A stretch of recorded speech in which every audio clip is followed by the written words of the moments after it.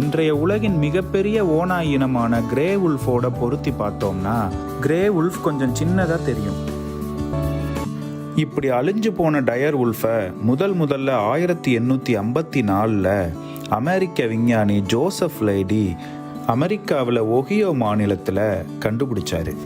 அங்கே கிடைச்ச புதைப்படிவ எச்சங்களை ஆராய்ச்சி செஞ்ச ஜோசப் அந்த விலங்குக்கு கேனிஸ் டேரிஸ்னு அறிவியல் பெயர் சூட்டினாரு.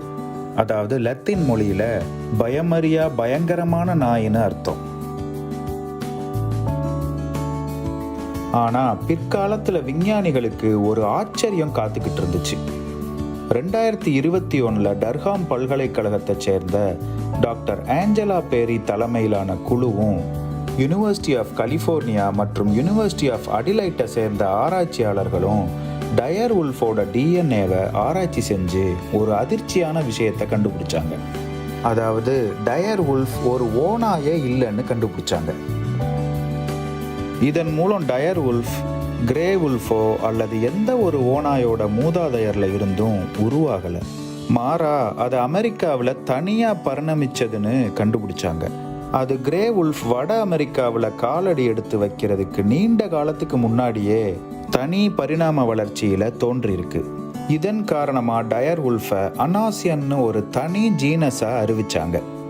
மேலும் இதோட அறிவியல் பெயரை அனாசின் டைரஸ்னு மாற்றிட்டாங்க.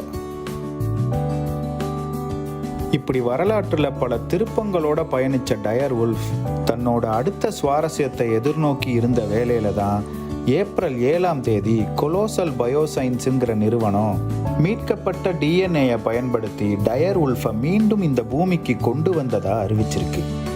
இந்த நிறுவனம் தான் மேமத் யானையையும் உயிர்ப்பிக்கிற முயற்சியில் இருக்கு. இந்த நிறுவனம் பென் லாம் மற்றும் ஜார்ஜ் சர்ச் ஆகியோரால் நிறுவப்பட்டது. இதோட குறிக்கோளே அழிஞ்சு போன உயிரினங்களை மீட்டெடுக்கிறது தான். இந்த வீடியோ பிடிச்சிருந்தா கீழே இருக்க லிங்கை கிளிக் பண்ணி இதனுடைய முழுமையான வீடியோவை பாருங்க. மறக்காம நம்ம சேனலுக்கு சப்ஸ்கிரைப் பண்ணி உங்களுடைய ஆதரவை கொடுங்க.